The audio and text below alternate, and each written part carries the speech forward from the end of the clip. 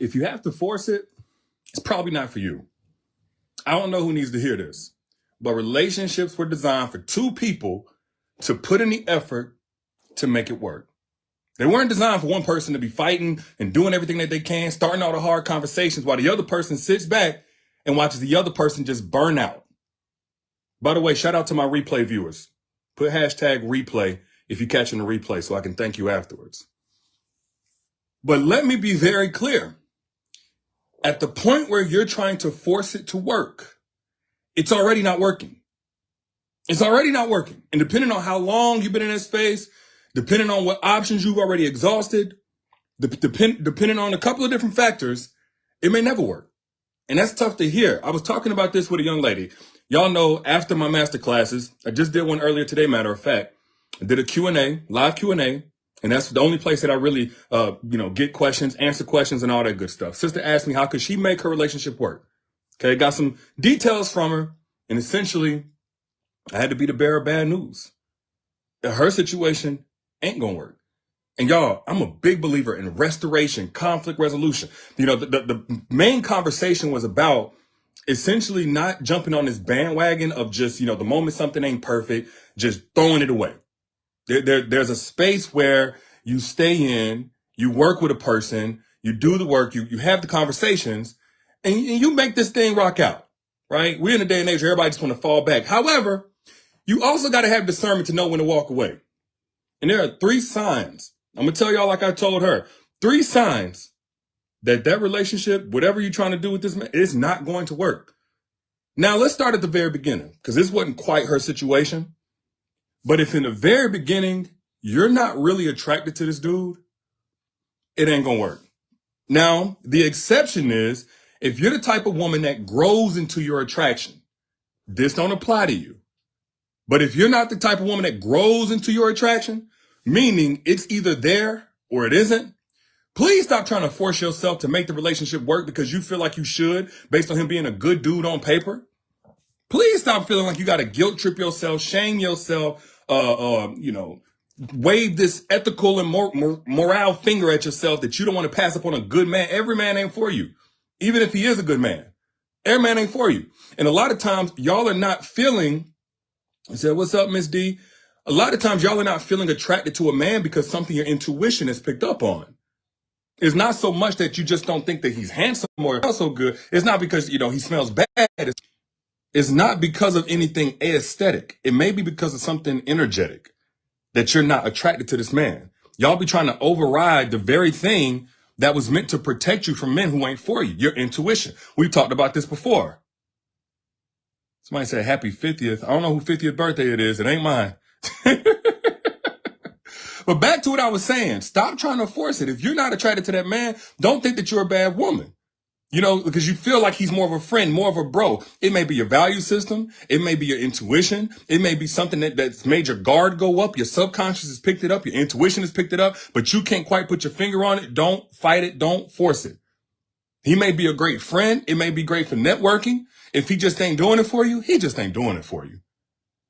Now, again, the only exception is if you're the type of woman that takes some time before you can even find a man attractive, or maybe other qualities, other traits will make a man attractive. Once you see his work ethic, once you see his consistency towards his goals, and now all of a sudden, you're drawn to this man and you're compelled and you want to be with him. But the worst situation is to be with this dude and he just don't light your fire. He just feels like a little brother. He feels like a son. Because what's going to happen is you're going to constantly feel like you have to do this relationship as opposed to you get to do this relationship. And then he's going to start feeling like she ain't really wanting to be here. She's doing this because it's the quote unquote right thing to do. Not because she actually desires my presence to connect. Now you're going to have this dude begging you for connection that you can't authentically give. I want to speak to y'all who feel like at some point you passed up on a good man and maybe you need to lower your standard. Oh, I hate that rhetoric. Lower your No, get what you want. Make sure what you want is aligned with what you need and what's going to actually fulfill you, but get what you want. If it's a certain height, get a certain height. Okay. There's billions of men out here. I'm hard pressed to believe you can't get no, but now you do have to know. And this is why I did the masterclass, the secrets to making evolved men crave you. Actually, this is part 2. The original one, I done scrapped that one. I got a whole new free masterclass now. giving you the secrets to make an evolvement crave. But this is why I did that, because sometimes y'all have a type and you don't know how to position yourself for that because you've gotten so good at defending yourself against those men who couldn't meet your standard. But back to what I was saying, we'll get to that later. If you're not the type of woman that can eventually and over time start up an attraction from the ground up for a man that you saw nothing in, he don't light your fire, whatever, it ain't gonna work. It ain't gonna work. Y'all gonna be roommates. You gonna still be looking at other guys, feeling like a bad woman because you looking at other guys. Meanwhile, you ain't got nothing to look at that you actually want, and you holding up his blessing while delaying your own. Now, the second reason that it would never work in a relationship with you, whatever you got going on with this guy, is if you bring something up to him that cannot work, does not work, it's just something you can't get past, and he got an excuse for it every single time. It's always a reason why. Every situation. Hey, I really hate that we're not getting no dates or something like, well, you know it's this, and you know it's that, and you know what, da-da-da-da-da. If he got a different reason, a different excuse every single time that you need something done from him, or some type of adjustment, or some type of boundary respected, some type of standard upheld, you know that man has perfected his ability to maintain his ways. Whatever ways that he got, he's setting those. He's rigid. He doesn't have the flexibility, or at least that's the space where he doesn't have the flexibility. No matter what it is, those same excuses and reasons are the exact same ones that he tells himself that's maintaining his behavior. Just imagine kind of like trying to get into a place and it has a guard dog or a pack of guard dogs. Like the place you're trying to get into, his mainframe, so that he can love you or be able to receive your love, whatever it is. Maybe it's him communicating. Maybe it's him taking better care of his hygiene. Maybe it's him taking better care of the house, helping you out. Whatever it is, at whatever point you get to, and that man got a different excuse every single time, over and over and over again. Oh, my goldfish died. Oh, the weather changed. It's raining outside.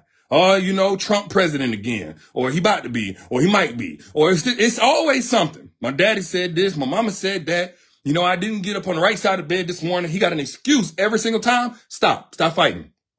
That man he got a pack of pit bulls and Rottweilers outside that little space you trying to get into to make some adjustments so y'all can better gel together and be one flesh. You can't get past it. Don't even try. He been practicing this thing since he was probably a little child. Y'all be coming up against stuff that far precedes you. This man is 30, 40, 50 years old. However old he is, this situation that you're trying to change ain't new. He been doing this, acting like this, or thinking like this way before you came along. And if you were never born, he would still be doing this. Because even for a man to make an adjustment, I don't care what it is. It may be a deal breaker. It may be something small, but if you know you can't live with it continuing, for a man to make an adjustment, he at least has to be at the point where he's self-aware, convicted, and challenging that thing. It takes time.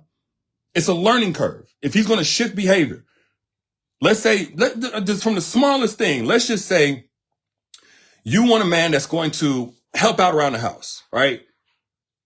You working, he working. He wants you to go 50-50 on the bills. You said, okay, you can deal with that. All right. But you need him to help around the house. You ain't about to go 50-50 on the bills and 100-0 on all the housework.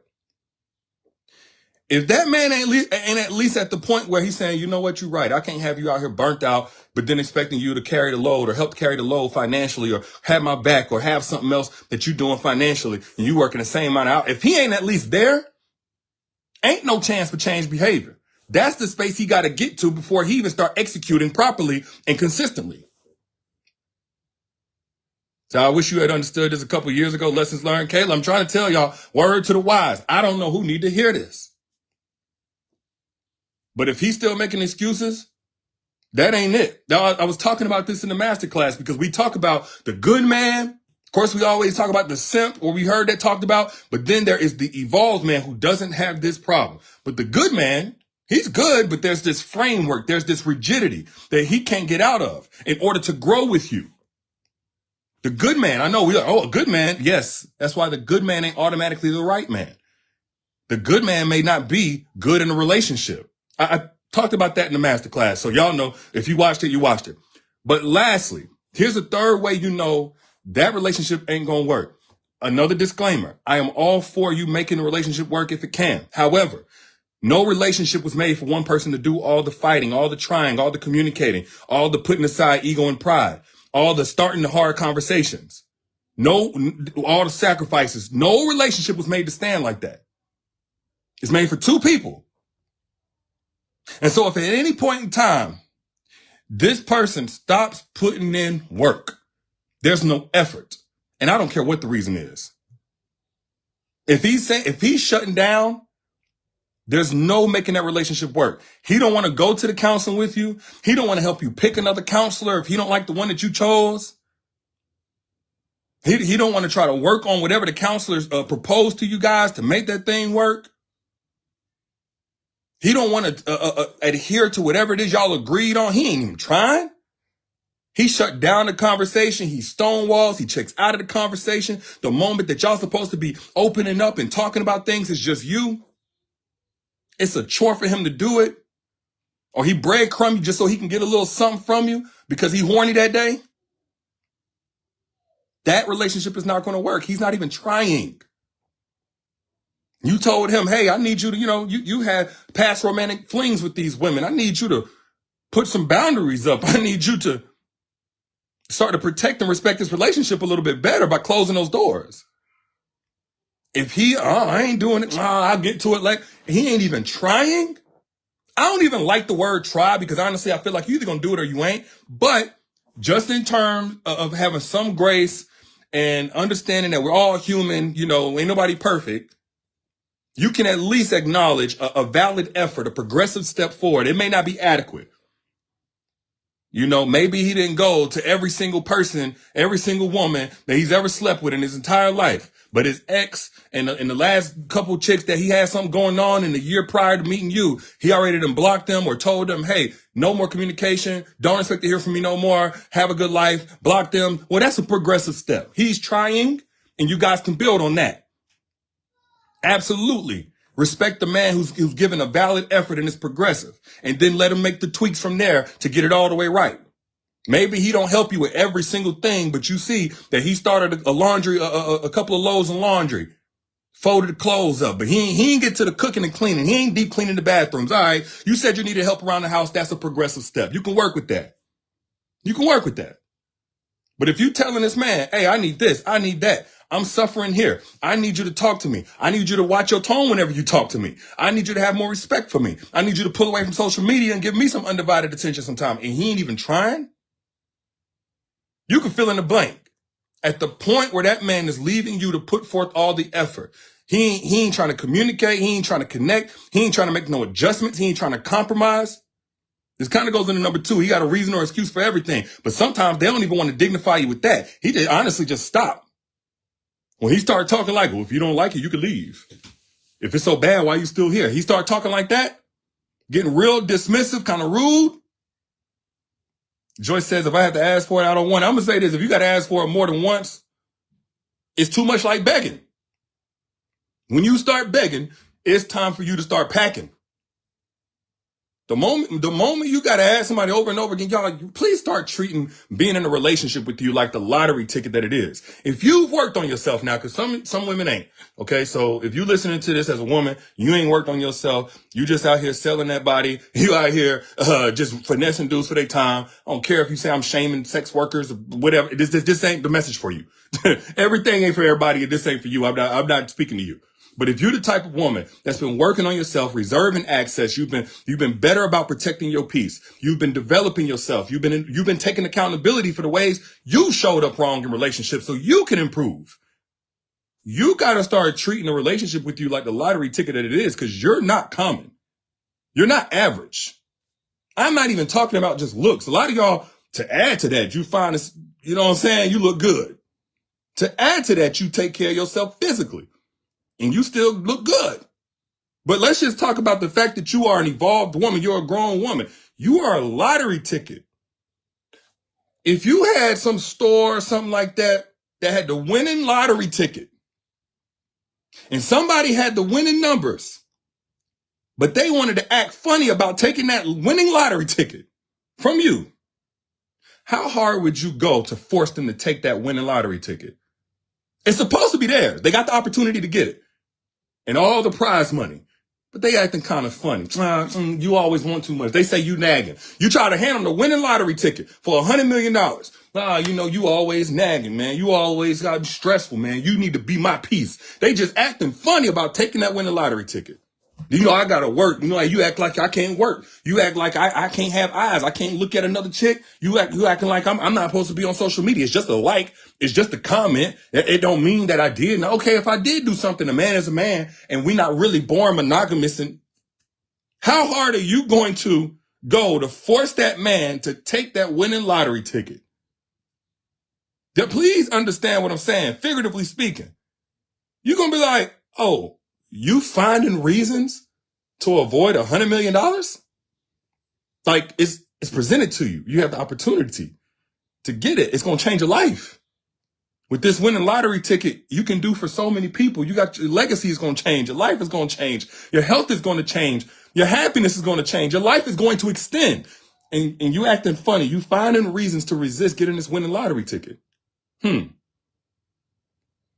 But you know what? There's a lot of women today. Please take it. Please take the winning lottery ticket. Please accept it and go turn it in and get your 100 million. But okay, I'm willing to stop nagging you and stop speaking up for myself and stop setting standards and stop holding my boundaries. I'm willing to do that if you just take the lottery ticket. How'd that sound? Insane. I don't mean to step on those toes, but let's keep it real. Please realize that if you have worked on yourself, and if you're watching me this long, I already know you're a growth-oriented woman, because all I talk is growth. This whole frequency is about improvement, making moves to elevate your life. So if you listening this long, you still here. First off, thank you. Secondly, you are a lottery ticket, a winning one. Act like it. And see, and this is a funny thing. Y'all are so good at being the winning lottery tickets. I think y'all don't know how to deal with those that actually can invest those earnings, those winnings. Y'all, like, okay, let me just get out of figurative land. There is a type of man that if he was to ever get a hold of you in a relationship, get a chance to love you, be able to get that same privilege you've been wasting on everybody else, he'll blow your mind. An evolved man, getting with a growth-oriented woman, a man with ambition, getting with a woman with a vision. The man, he'll change the world, change his world. There's an evolved man. I always talk about this. And that's why I did the free masterclass on secrets to making evolvement crave you. But a lot of y'all don't know how to jump into that space where you emit those signals that will make evolvement crave you, because you've gotten so good at tolerating and enduring the men who don't deserve you. You've gotten so good. You perfected that. You can talk all day to your homegirls, me or whoever else, about the things that you need to do to defend yourself and to counterattack and to avoid and all these other, but you do not know yet. You have not stepped fully into that space and that energy of magnetizing evolved men. And I don't present problems without giving y'all solutions. I'm just not going in depth here because I broke it down in the free masterclass. It was over an hour. Like this is at the level of a course or a program I would normally do for $1,500. And I gave it away free. Matter of fact, if you want to get access to the encore right after this, click that link and register. Secrets to Making Evolvement Crave You Part 2. I talked about this for the first time about 5 years ago. I just did a whole new presentation. The encore is available right here at the link down in the caption. Make sure you register. Matter of fact, go ahead and do it now. And then come back. The link is also in the caption. And it's free. But moral of the story is this. You can't force nothing. If you got to force it, I don't care if it's a ponytail. I don't care if it's a relationship. If you got to force it, just go ahead and let it go. It ain't for you. If you got to force it, it ain't for you. Because if you're a good woman, you've been working on yourself. You've been developing yourself. You done looked in the mirror even when it wasn't comfortable, even when it wasn't fun. And got real with yourself about ways you needed to be better, and you done put away stuff and you ain't doing it no more. And you can look back at your old self and barely even recognize her in certain ways because you transformed so much. What you want also wants you. And if he wants you, it's going to be reflected in the effort that he puts in to keep you, not just get you. Now we talking like evolved man business, but those are just my thoughts. Y'all let me know what you think down in the comments, because I'm an internet brother. I'm just here to look out for you, give you value, best way I know how, and keep your money. I don't ask y'all to pay me nothing for this, man. But I do ask that you pay it forward. Or put your thoughts in the comments somehow. Let the truth be spread the same way they like to spread all of the stuff that divides us against each other, men and women. And if you want more, matter of fact, if you want a much deeper dive into the exact strategies to make evolved men crave you, the secret strategies, the link is down here in the comments, all right? I'll give you access to my free masterclass encore. I'm answering questions right after. So make sure you go ahead and register.